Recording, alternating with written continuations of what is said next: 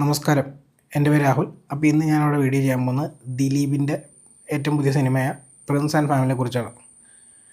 ഞാൻ എല്ലാ സിനിമയും നേരത്തെ പറഞ്ഞ പോലെ ആദ്യത്തെ ദിവസമൊന്നും കാണാറില്ല.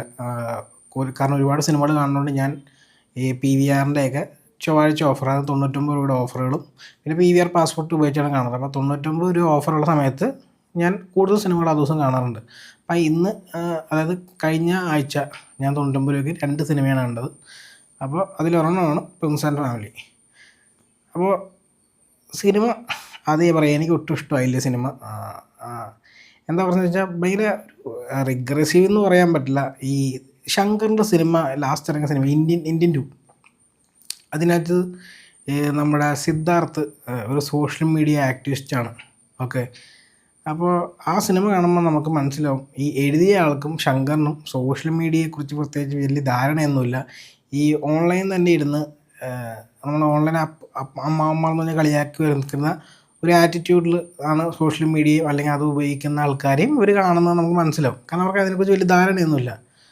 കാരണം അത് തന്നെ ഭയങ്കര മീമായിരുന്നു. അതായത് സിദ്ധാർത്ഥ് പറയല്ലേ, ആരാണെന്ന് ചോദിക്കുമ്പോൾ പുള്ളി പേര് പറഞ്ഞിട്ട് പുള്ളി സോഷ്യൽ മീഡിയ ആണെന്ന് പറയുമ്പോൾ നമുക്കതൊരു ഭയങ്കര കളിയാക്കിയാണ്, മീമാണത്.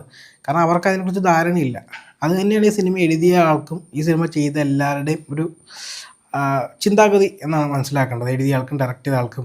കാരണം അതിൽ ഈ ആക്ടേഴ്സ് പല പ്രത്യേകിച്ച് ഹീറോയായ ദിലീപൊക്കെ ഇൻ്റർവ്യൂവിലൊക്കെ പറയുന്ന കേൾക്കുമ്പോൾ തന്നെ നമുക്ക് മനസ്സിലാവും ഇവർക്ക് ഈ സോഷ്യൽ മീഡിയ ചെയ്യുന്ന ആൾക്കാരെക്കുറിച്ച് വലിയ മതിപ്പൊന്നുമില്ല. അവർ പറയുന്ന രീതി കേട്ടാലേ മനസ്സിലാവും. അപ്പോൾ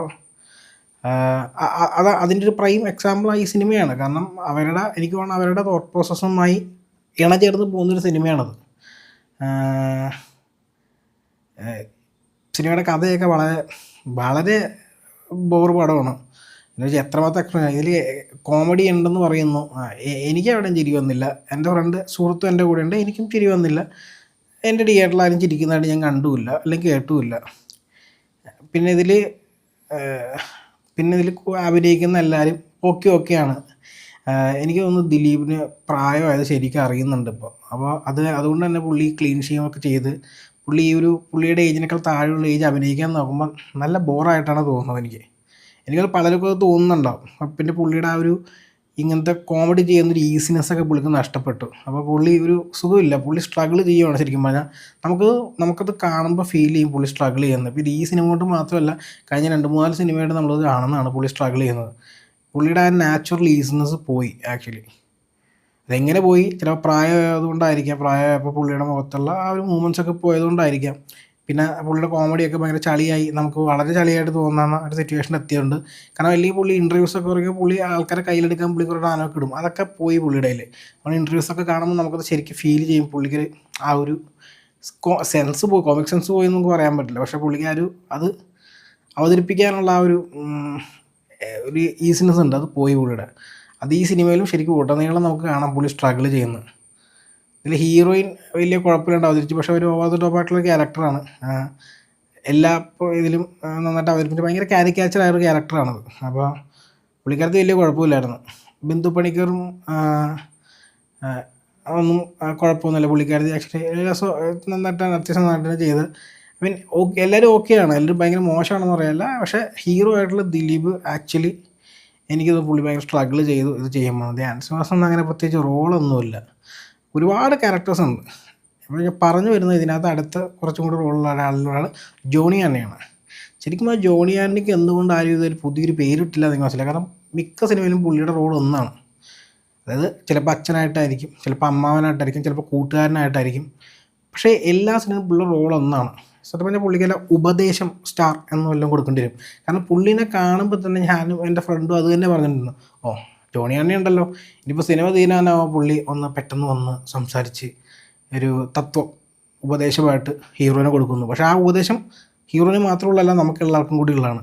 അതുകൊണ്ട് പറയാം, ഒരു ഉപദേശം സ്റ്റാർ എന്നുള്ള പേരൊക്കെ പുള്ളിക്ക് കൊടുക്കാനുള്ള സമയമൊക്കെ അതിക്രമിച്ചു കഴിഞ്ഞു. പുള്ളിയുടെ എല്ലാ സിനിമയും നിങ്ങൾ ശ്രദ്ധിച്ചോ, പുള്ളി ഡോക്ടറാണെങ്കിലും എന്താണെങ്കിലും പുള്ളിയുടെ ക്യാരക്ടർ പുള്ളിക്ക് ഇങ്ങനെ ഒരു ഉപദേശം തത്വം വിളമ്പുന്നൊരു സീൻ പുള്ളിക്ക് വേണ്ടി തന്നെ എഴുതിയിട്ടുണ്ട്. അത് നിങ്ങൾ എന്ത് ശ്രദ്ധിച്ചാലും നിങ്ങൾക്ക് മനസ്സിലാവും. എനിക്കറിയില്ല, ഈ സിനിമ അത്യാവശ്യം ഓടിയെന്നാണ് പറയപ്പെടുന്നത്.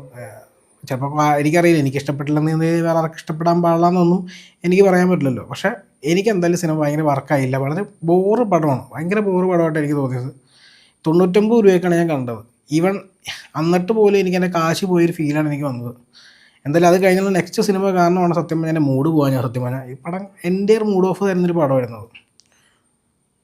ഒരു ലക്കില്ലാകാനത് ഒരു ഇതുമില്ലാത്തൊരു സിനിമയാണ്. ഒരു എന്താ പറയുക, ഒരു ഫീലും ഇല്ല. ഒരു എന്തൊക്കെയോ കുറേ ഓൺലൈൻ അമ്മമാരുടെ സ്റ്റൈലൊരു പടം, അത്രേ ഉള്ളൂ, വേറെ ഒന്നും ഇല്ല ഇതിനകത്ത്. നിങ്ങൾ ഈ സിനിമ കണ്ടിട്ടുണ്ടോ? ഇപ്പോൾ ഇറങ്ങിയിട്ട് കുറച്ച് നാളായപ്പോൾ ഒരുപാട് പേര് കണ്ടിട്ടുണ്ടാകുന്ന പറയാം. നിങ്ങൾക്ക് അഭിപ്രായം ഇത് തന്നെയാണോ, അതോ നിങ്ങൾക്ക് ഇത് കണ്ട് ഭയങ്കര ഇഷ്ടപ്പെട്ടോ, അങ്ങനെ കണ്ടൊക്കെ ഉണ്ടെങ്കിൽ നിങ്ങൾ താഴത്ത് കമൻറ്റ് ചെയ്യുക. എന്തായാലും എനിക്ക് സിനിമ വർക്കായില്ല. അപ്പോൾ നമുക്കിനി അടുത്ത വീഡിയോയിൽ കാണാം. ബൈ.